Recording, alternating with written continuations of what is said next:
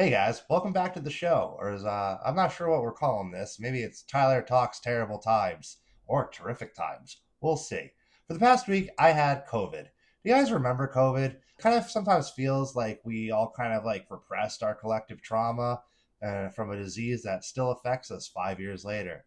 We repressed it so hard that we actually reelected the guy that fumbled really badly when it happened the first time.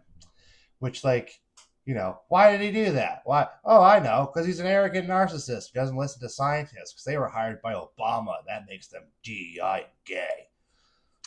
Well, anyway, there's not much we can really do about that. So I guess we're just doing the soft reboot of Celebrity Apprentice Washington, D.C. edition. And now on our cast, we have a new vice president.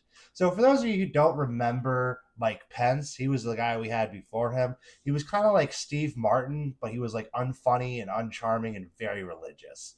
If he had a show, it would have been only Bibles in the building. I know what you're probably asking.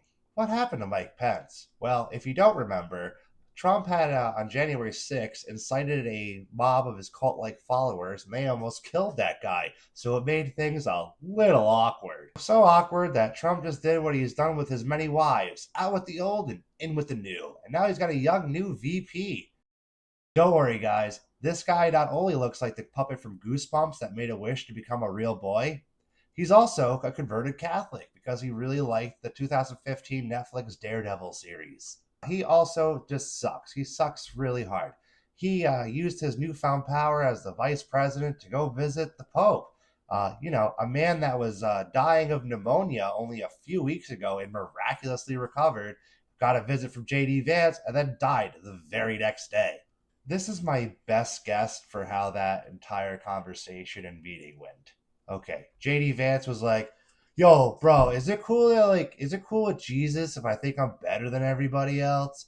Also, like, is it infidelity if I sleep not with my wife but with a couch? I mean, when you think about it, bro, like the Bible doesn't say, do not covet thy neighbor's couch, right, bro?" And the Pope was like, "Who are you?" And then and then JD Vance was like, "It's me, JD Vance, and I approve this message." And then Pope France was like, "Oh, you're terrible and cause a lot of suffering, spitting in the face of the teachings of Jesus Christ."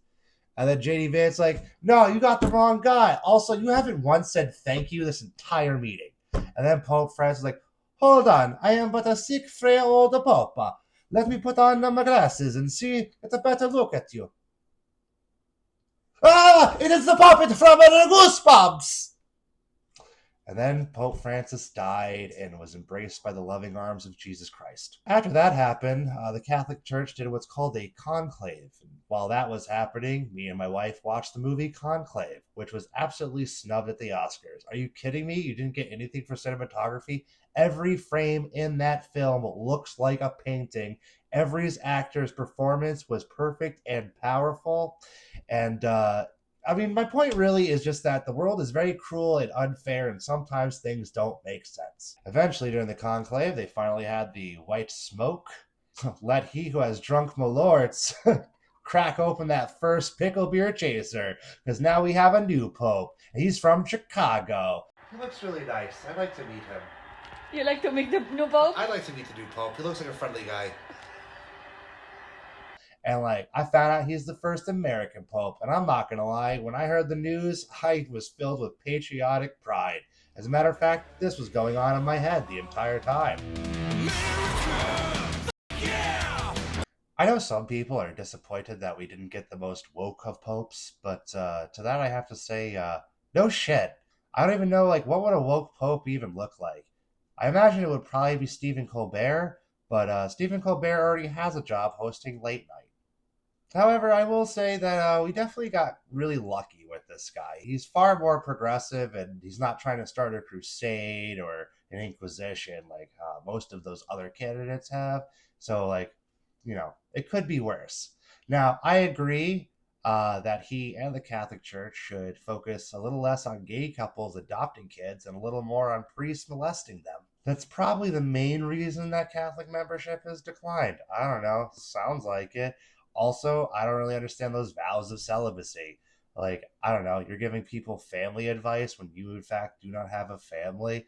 That's like giving relationship advice when you've never been in a relationship. According to the internet, this Pope, before he took to the cloth, had a situationship. It's Bob. It's Bob Primos. It's literally Bob Primos. Yes. It's literally Bob.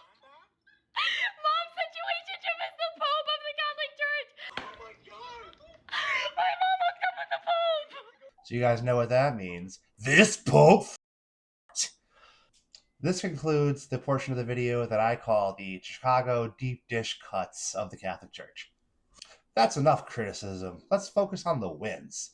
This current Pope also said that J.D. Vance and the Trump administration suck and are a spit in the face of the teachings of Jesus Christ, which I appreciate, seeing as there's a whole contingent of the Christian faith in America that thinks that Trump is their guy, which I think makes no sense.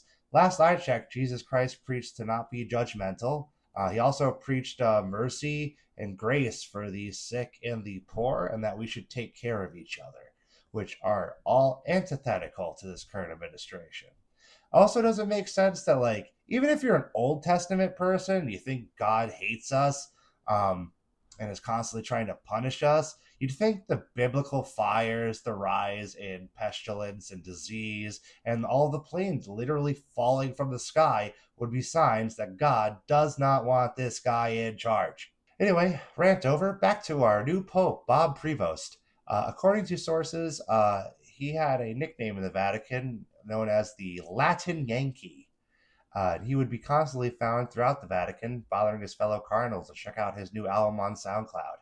Now for the top 10 celebrity guest appearances at the Vatican. Number 1, Harry Styles was there. Man, that guy is always showing up at the most like random places. One time I was doing an open mic in Pittsburgh, and it was like the day that his fellow bandmate Liam Payne had just passed away in Argentina. What a wild night. Brian Regan's here, Harry Styles over here. Don't you have a funeral to go to tomorrow? You handsome devil. I gotta get a picture of it. Yes, you gotta get a picture with Harry Styles. Come on. Get in there. How are you ladies doing? Number 2. Oh, it's just Harry Styles. Well, I guess that's the end of the video, guys. Make sure you like, share, subscribe, and tune in next week for Tyler Talks Terrible and Terrific Times.